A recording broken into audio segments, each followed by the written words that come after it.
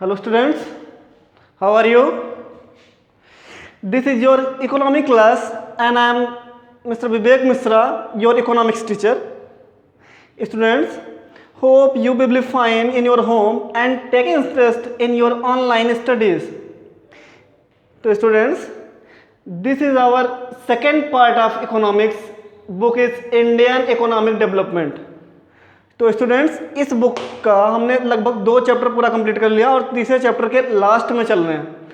हमने तीसरे चैप्टर में इंडियन एग्रीकल्चर का इंडियन इकोनॉमी में क्या इंपॉर्टेंस, क्या योगदान है और उसकी क्या क्या महत्वाकांक्षाएं हैं, ठीक है, क्या महत्व है इसका इंडियन इकोनॉमी में, किसका, एग्रीकल्चर डिपार्टमेंट का। और दूसरा टॉपिक पढ़ लिया था हमने कि इंडियन एग्रीकल्चर के फीचर्स क्या क्या है, मेन उसके फीचर्स हमने डिस्कस किए थे। तो ये दोनों टॉपिक हमने पिछले 2 वीडियोज़ में देख लिए हैं इस चैप्टर के। आज हमारा ये इस चैप्टर का तीसरा वीडियो होगा और इसके बाद हम एक और वीडियो बना के इस चैप्टर को ख़त्म करेंगे। तो अपने इस वीडियो में हम डिस्कस करेंगे about the problems of Indian agriculture, मतलब कि इंडियन एग्रीकल्चर की इंडियन इकोनॉमी में इम्पोर्टेंस तो ठीक ठाक है, इसके फीचर्स आपने पढ़ लिए, लेकिन अब यहाँ पर हम देखेंगे कि इसकी मेन प्रॉब्लम्स क्या है, ऐसी कौन सी प्रॉब्लम्स हैं जो आज भी इंडियन इकोनॉमी को फेस करनी पड़ रही हैं, ठीक है। ऐसा कौन सा कारण है जिसके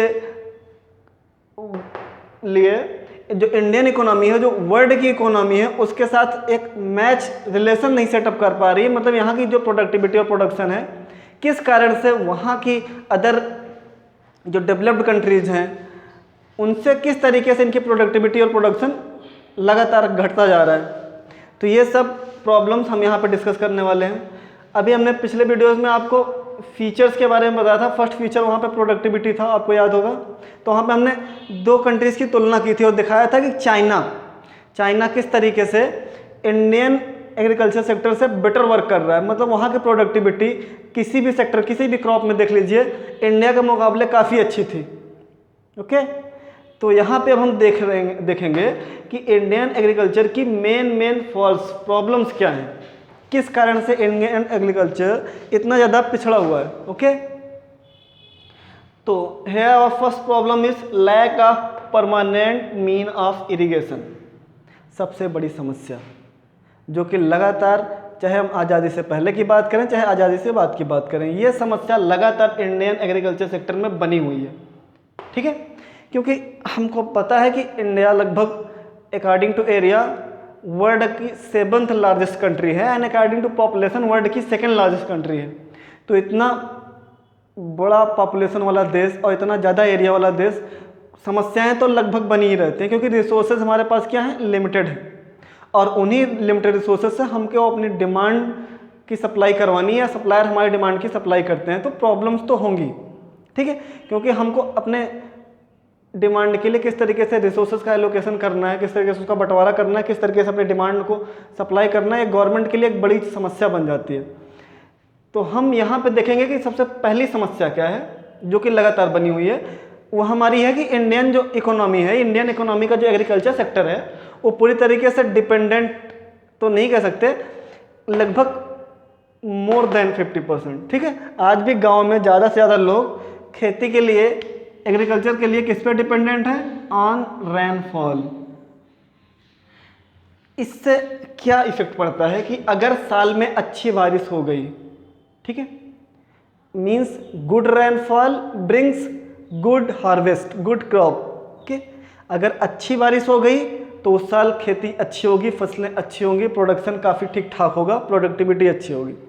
लेकिन अगर किसी ना किसी कारण से एक लेवल से ज़्यादा रेनफॉल हो गई या एक लेवल से कम हो गई, जितने की रिक्वायरमेंट थी, या तो उससे बहुत ज़्यादा हो गई, ठीक है, बाढ़ आ गई कहने का मतलब, या तो बहुत कम हो गई, सूखा आ गया, ड्रॉट, ठीक है।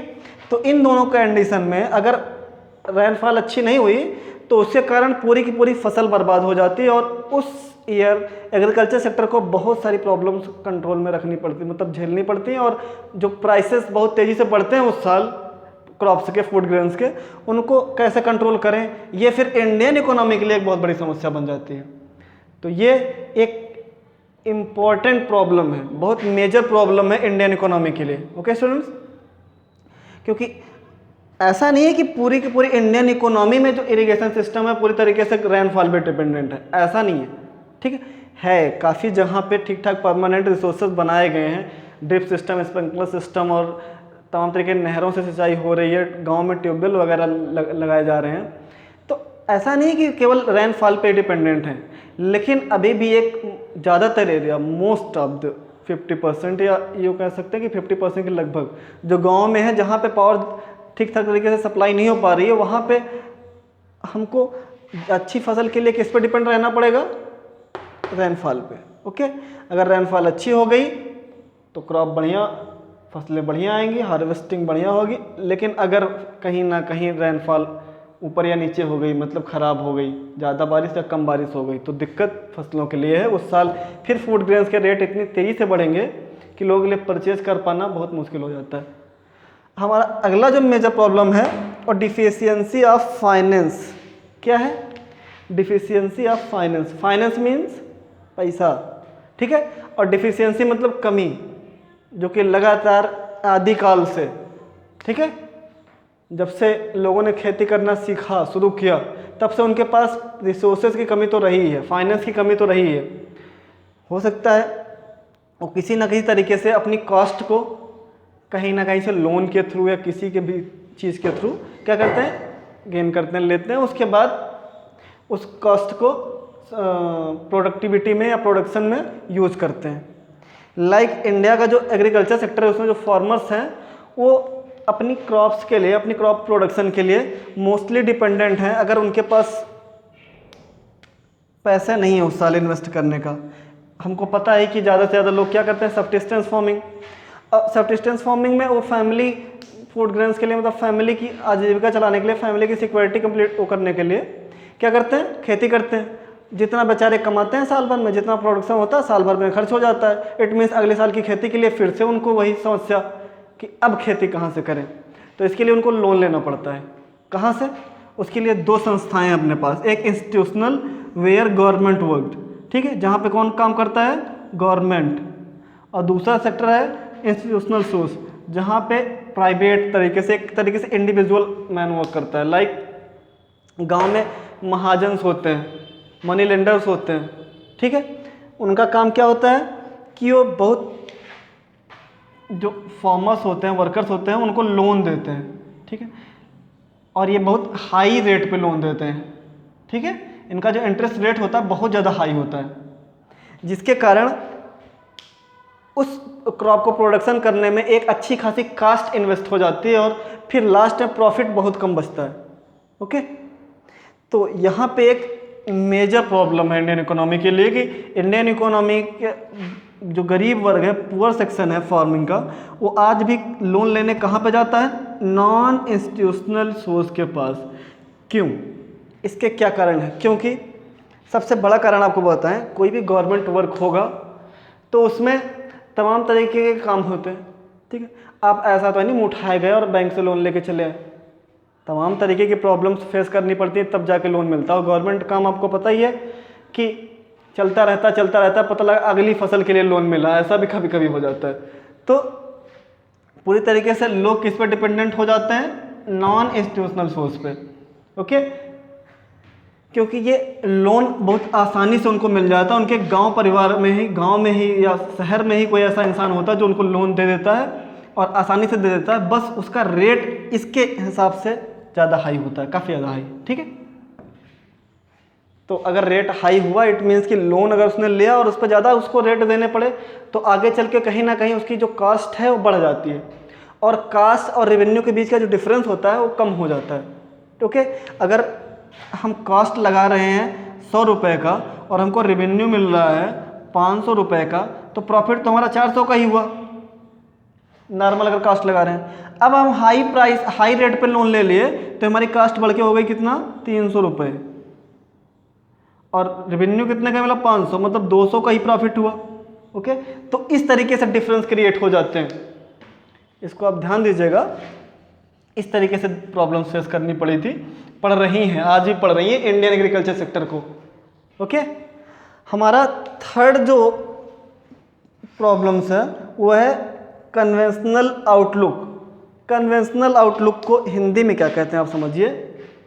एक वर्ड है कन्वेंशनल का मतलब होता है परंपरागत,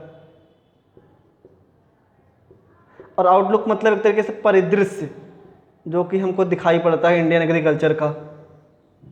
ठीक है, क्या परंपरागत परिदृश्य कहने का मतलब एग्रीकल्चर सेक्टर जब से वो हुआ है, ठीक है, जब से एग्जिस्टेंस में आया, इस तरीके से आप समझ सकते हैं। सबसे पहले खेती वगैरह जब गेहूं और जौ की लगभग की गई थी, तो कहने का मतलब उसी टाइम से हमने देखा कि फूड ग्रेन्स के लिए ही ज़्यादा से ज़्यादा एग्रीकल्चर सेक्टर में वर्क होता है, मतलब केवल सब्सिस्टेंस फार्मिंग की जाती है। ओके, और ये कहानी आज की नहीं, काफ़ी पुराने समय से चली आ रही है और वही आज भी मेंटेन है, कंटिन्यू वर्क कर रही है। इट मीन्स कि ये जो आउटलुक है ये बहुत पुराना है, पहले से हमको दिखाई पड़ रहा है, जिसे हम कहेंगे क्या, कन्वेंशनल आउटलुक। आज भी इंडिया में मोस्टली फार्मर्स सब्सिस्टेंस फार्मिंग करते हैं, वो कमर्शियल फार्मिंग को अवॉइड करते हैं और इसके कारण उनके पास एक साल के खाने का तो राशन मिल जाता है उनको, लेकिन उनका जो इन्वेस्टमेंट है, उनकी जो सेविंग्स है बहुत कम हो जाती हैं, उनका प्रॉफिट बिल्कुल गिर जाता है। क्योंकि अगर हम कमर्शियल फार्मिंग करेंगे तो हमारे पास प्रॉफिट ज़्यादा से ज़्यादा आएगा, लेकिन अगर हम सब्सिस्टेंस फार्मिंग करेंगे तो अपने ही परिवार का पेट भरने के लिए साल भर इधर उधर करते रह जाएंगे। ओके स्टूडेंट्स, ये तीनों मेन प्रॉब्लम्स आपको समझ में आई इंडियन एग्रीकल्चर की, तो इसका आप स्क्रीनशॉट लीजिए। उसके बाद हम आपको अगली 3 प्रॉब्लम्स के बारे में बताते हैं।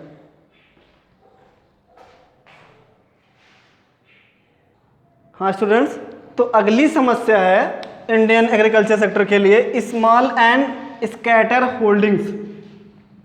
कहने का मतलब खेतों का जो आकार है, ठीक है, लाइक दिस, ये ना केवल छोटा है बल्कि एक खेत यहाँ है तो एक खेत यहाँ है, तो चौथा खेत, तीसरा खेत यहाँ है मान लो, ठीक है, एक खेत यहाँ है। कुछ इस तरीके से जो फार्मर्स हैं उनके खेत या जो जमींदार उनके खेत क्या हुए हैं, बटे हुए हैं दूर दूर, ठीक है, इधर उधर, ठीक है, और इन पे इनका जो एरिया है काफ़ी छोटा है, ये इतना है, ये इतना है, और छोटे छोटे खेत हैं, ठीक है। तो छोटे छोटे खेत पे आपको पता होगा कि टेक्निकल गुड्स यूज़ करना बहुत ज़्यादा मुश्किल हो जाता है। ओके, मतलब हम ज़्यादा से ज़्यादा कैपिटल गुड्स नहीं यूज कर सकते, इस पर बहुत मिनिमम कैपिटल गुड्स का यूज किया जा सकता है, जिसके कारण जो प्रोडक्टिविटी है वो काफ़ी ज़्यादा कम हो जाती है। Okay, like this small and scatter holdings का, स्कैटर का मतलब आप समझ गए ना कि खेत जो है वो ना केवल स्मॉल है बल्कि इधर उधर भी हैं, कुछ यहाँ खेत हैं, कुछ वहाँ, ऐसे कुछ आदमी के खेत बहुत अलग अलग जगह पे हैं, ठीक है। तो इसका मतलब ये हुआ कि small holdings do not allowed to use of modern technology. Okay, खेत छोटा होगा मैंने कहा तो कम से कम कैपिटल गुड्स का आप यूज़ कर सकते हैं, ठीक है। और दूसरा scattered holdings increase the cost of management. अब लाइक एक खेत यहाँ होगा, उसका एक खेत यहाँ होगा, तो इन दोनों खेतों पे अलग अलग अगर एक तरीके से मान ले तो ट्रांसपोर्ट के सिस्टम भी वो उसको करने पड़ते होंगे। एक मिनिमम में कंडीशन बता रहा हूँ कि एक खेत से दूसरे खेत तक जाने के लिए उसका टाइम ज़्यादा बर्बाद होता होगा। दूसरा, एक खेत से दूसरे खेत पे काम करने के लिए या निगरानी रखने के लिए उसको ज़्यादा आदमी चाहिए। ओके, और कास्ट भी इंक्रीज होगी, मतलब अगर एक ही जगह पे खेत होते तो सिंचाई वगैरह एक ही जगह से हो जाती, लेकिन अब अलग अलग जगहों पे खेत है तो अलग अलग जगहों पे उसको अपना इरिगेशन सिस्टम बिल्डअप करना पड़ेगा। तो लाइक स्कैटर्ड होल्डिंग होने की वजह से ज़्यादा से ज़्यादा कास्ट उसको इन्वेस्ट करनी पड़ती है। ओके, और अगर कास्ट एक बार ज़्यादा हो गई तो भले ही आपका थोड़ा सा आउटपुट ज़्यादा हो जाए, लेकिन रेवेन्यू भले ही ज़्यादा हो जाए, लेकिन प्रॉफिट, रेवेन्यू में से जो कास्ट को माइनस करके जो प्रॉफिट आएगा हमारा वो बिल्कुल काफ़ी कम होगा, क्योंकि कास्ट बढ़ेगी तो प्रॉब्लम फार्मर्स को ही होगी। ओके, तो अब ये हमारी एक समस्या थी। हमारी अगली समस्या है एक्सप्लॉयटेटिव एग्रेरियन रिलेशन। ठीक है, क्या एक्सप्लॉयटेटिव एग्रेरियन रिलेशंस। ठीक, इसका मतलब क्या हुआ? एक ऐसा रिलेशन जो कि लैंडलॉर्ड और किसके बीच में हो, टेनेंट या टीलर्स के बीच में। ओके, इस रिलेशन को हम बोलते हैं एग्रेरियन रिलेशन, और इसका क्या होता जा रहा है लगातार, एक्सप्लॉयटेशन। ओके, लगातार उनका शोषण हो रहा है, किसका, टेनेंट का। जो टीलर्स उनके लैंडलॉर्ड की ज़मीन पर वर्क कर रहे हैं उनका लगातार क्या हो रहा है, exploitation. Like this business relation between the management of landlord and tenants. ये इसकी डिफिनेशन एक तरीके से एग्रेरियन रिलेशन की, कि business relations between the management landlord and tenants. ठीक है, इस टाइप के रिलेशन को क्या बोलते हैं, एग्रेरियन रिलेशन। इसमें एक स्पेशल लैंडलॉर्ड कैरेक्टर क्या है कि absentee landlord. Absentee landlord, absent मतलब आपको पता है ना, क्लास से गायब हो जाते हो।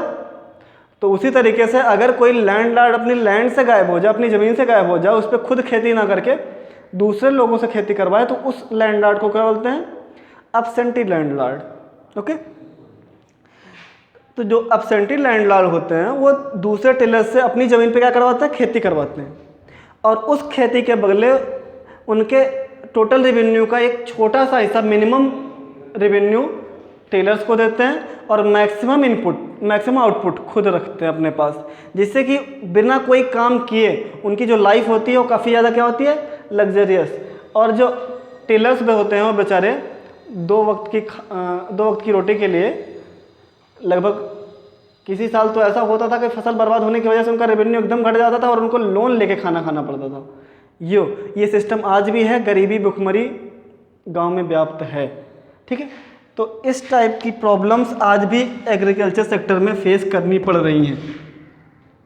और हमारा जो लास्ट प्रॉब्लम है, हमारी जो लास्ट समस्या है एग्रीकल्चर सेक्टर में है, वो है lack of organised marketing system. Organised marketing system होता क्या है, जैसे अपना सिस्टम है स्कूल का, हर एक आदमी का एक प्रॉपर वर्क है और सब मिलकर एक ऑर्गेनाइजेशन बिल्डअप करते हैं, और उस ऑर्गेनाइजेशन का एक हेड होता है जो उसको क्या करता है, कंट्रोल करता है। वो डिसाइड करता है कि उस सेक्टर में, उस इंडस्ट्री में, उस स्कूल में, उस कॉलेज में फ़ीस कितनी लगनी है। ओके, लेकिन जो एग्रीकल्चर सेक्टर है उनके पास ये जो सिस्टम है मार्केटिंग सिस्टम, वो अनऑर्गेनाइज्ड है, means lack of organisation. Organised marketing system है, ऑर्गेनाइजेशन की कमी है, एक संगठन नहीं है, जिसके कारण प्रॉब्लम्स क्या हो रही हैं आप पहले देख लीजिए। A vast majorities of small farmers continue to sell their output in the local market at reduced rate.